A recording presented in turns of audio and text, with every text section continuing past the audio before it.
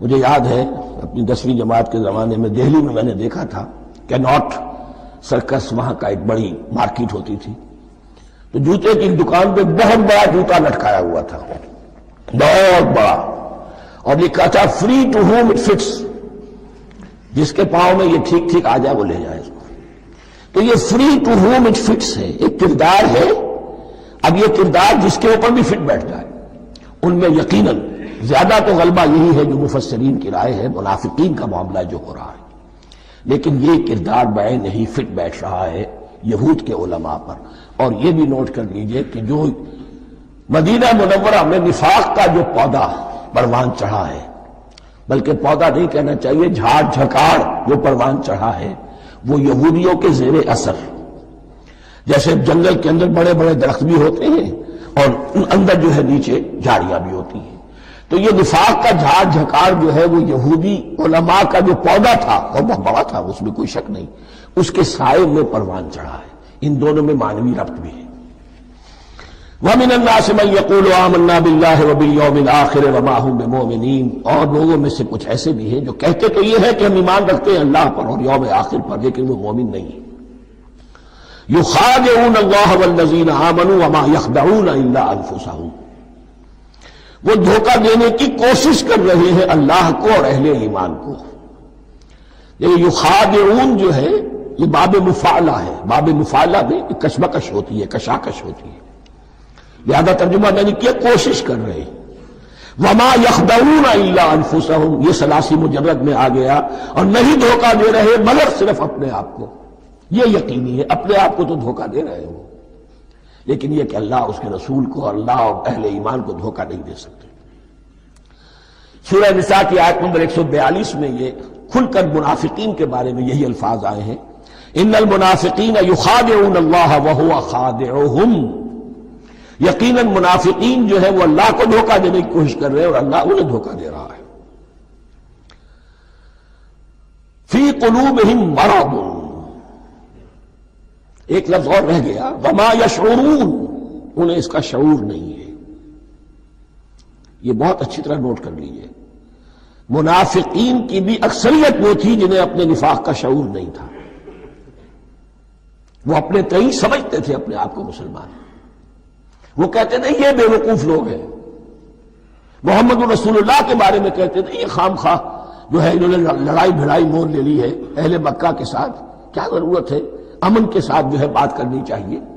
وہ سمجھتے تھے کہ ہم خیر خواہ ہیں، ہم بھلی بات کہہ رہے ہیں، یہ بے وقوف لوگ ہیں، دیکھتے نہیں کہ کس سے ٹکرا رہے ہیں، ہاتھ میں اسلحہ نہیں ہے اور لڑائی کے لیے جا رہے ہیں، تو بے وقوف تو یہ ہے۔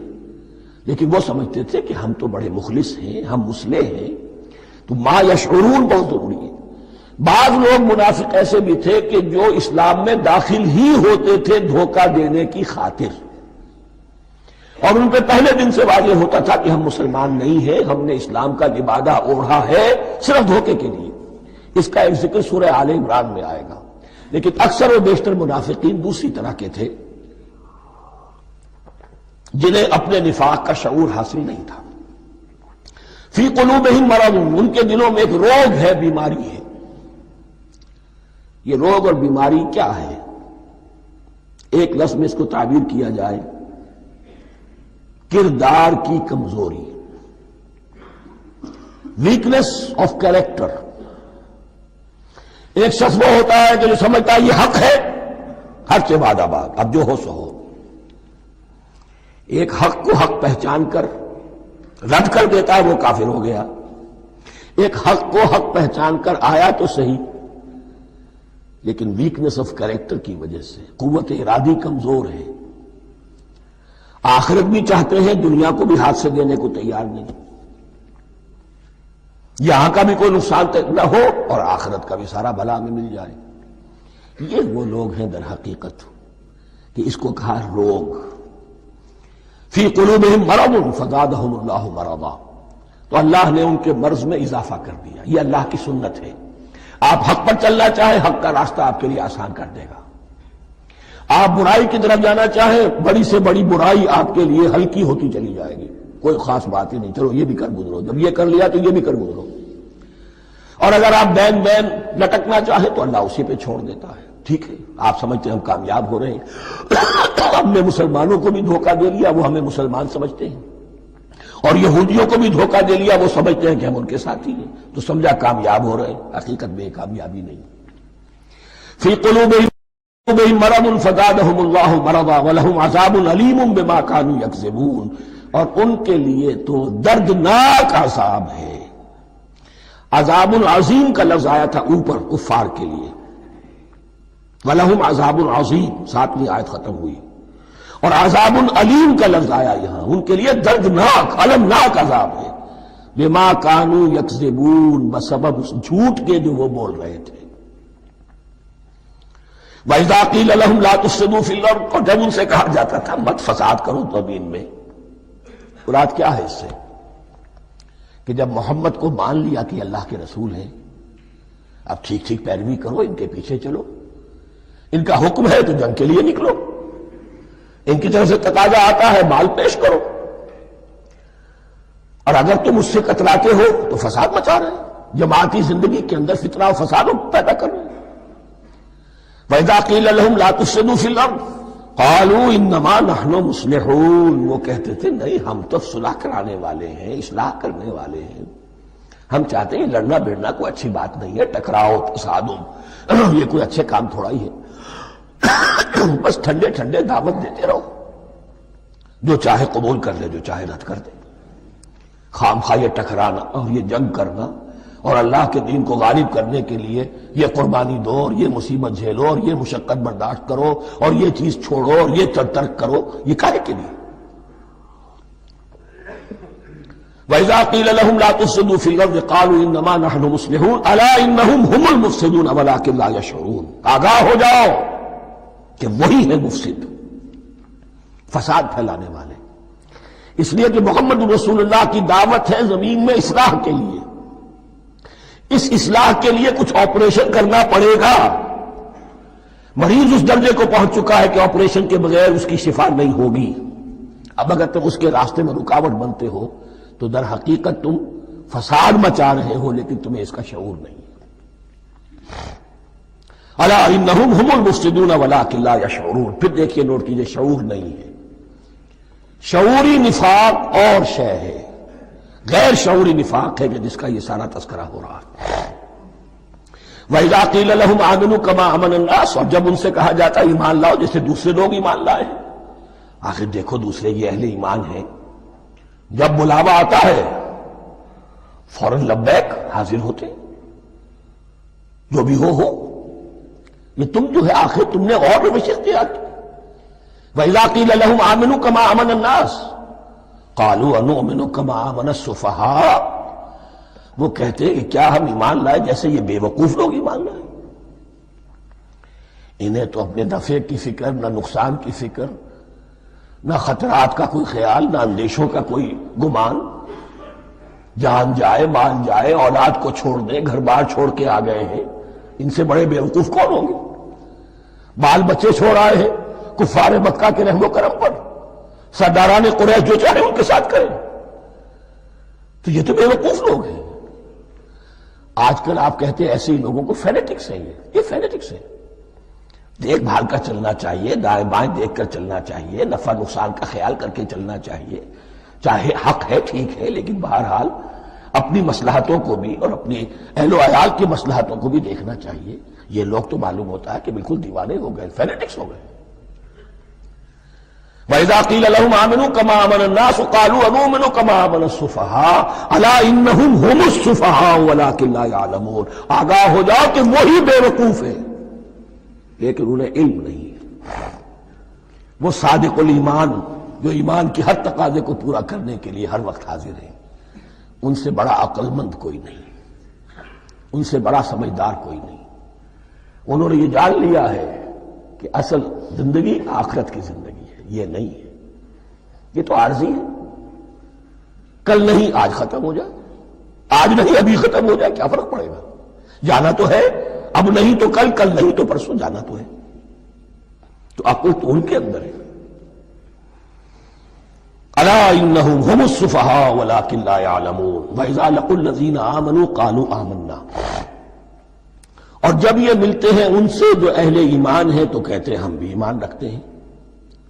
اب یہ ان دونوں پر آئے گا. عام جو یہودی تھے وہ بھی کہتے تھے کہ ہم بھی تو آخر اللہ کو مانتے ہیں، آخرت کو مانتے ہیں. اور منافق تو تھے ہی جو رسول کو بھی مانتے تھے. وَإِذَا خَلَوْا إِلَىٰ شَيَاطِينِهِمْ، اور جب یہ اپنے شیطانوں کے پاس خلوت میں ہوتے ہیں. اور یہاں شیاطین سے مراد ہیں اہل کتاب یہود کے علماء، ان کے سردار، یا عبداللہ ابن ابی جو منافقین مدینہ کا سردار تھا. اگر وہ کبھی ملامت کرتا ہے دیکھو تم تو معلوم ہوتا ہے بالکل مسلمانوں میں شامل ہی ہو گئے پوری طرح سے، تمہیں کیا ہو گیا، تم ہر بات مان رہے ہو. اب انہیں یہ کچھ نہ کچھ اپنی وفاداری کا یقین دلانے کے لیے کہنا پڑتا تھا. نہیں ہم انہیں بیوقوف بنا رہے ہیں، ہم ان سے ذرا تمسخر کر رہے ہیں، ہم ہیں آپ کے ساتھ ہی، آپ فکر نہ کریں. اسی لیے یہ دو منہ ہونا، نفق کہتے ہیں سرنگ کو جس کے دو دروازے ہوتے ہیں، باقی زیر زمین ہے. نافقہ گوہ کا بل ہے کہ دو دروازے رکھتا ہے، دو اس کے منہ رکھتا ہے کہ ادھر سے اگر کتا داخل ہو جائے شکار کے لیے تو ادھر سے نکل بھاگے، ادھر سے آئے تو ادھر سے نکل بھاگے. تو دو منہ انسان، یہ در حقیقت جس کو پھر سورہ نساء میں کہا گیا لا الہ الا ولا الہ الا، نہ ادھر کے ہیں نہ ادھر کے، مذبذبین بین ذالک، اس کے درمیان مذبذب ہو کر رہ گئے.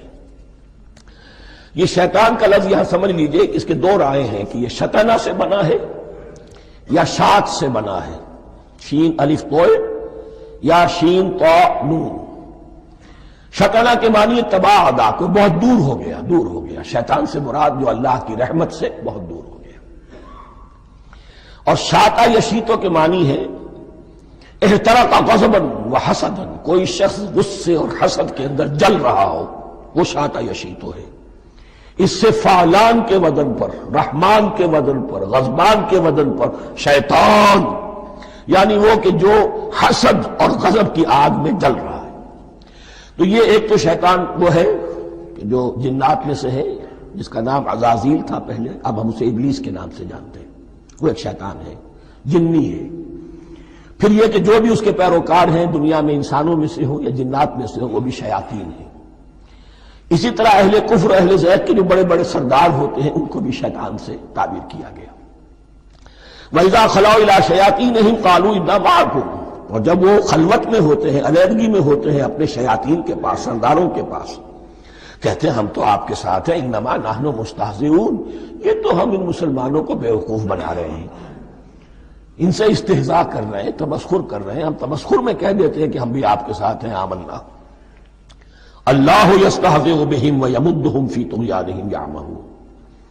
حقیقت کیا ہے کہ اللہ ان کا مذاق اڑا رہا ہے اور ان کو ڈھیل دے رہا ہے کہ وہ اپنے عقل کے اندھے پن میں بڑھتے چلے جائیں.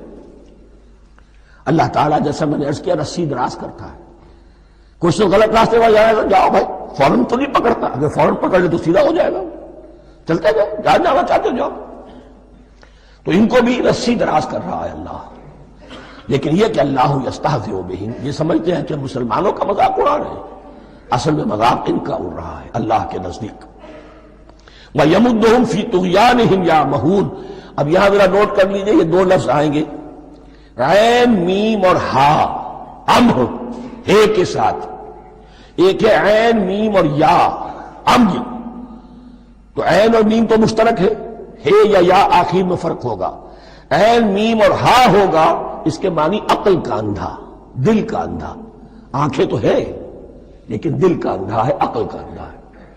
اور عین میم یا جو آنکھوں کا اندھا ہو، عمیٌ اندھے، اعمیٰ اندھا. تو یہاں فرمایا انا معکم انما نحن مستہزئون، اللہ یستہزئ بہم ویمدہم فی طغیانہم یعمہون. اللہ ان کو اس جو ان کی عقل کے اندھے پن میں جو یہ بڑھتے چلے جا رہے ہیں، اللہ بھی ان کی رسی دراز کر رہا ہے تاکہ یہ جہاں تک جانا چاہتے چلے جائیں.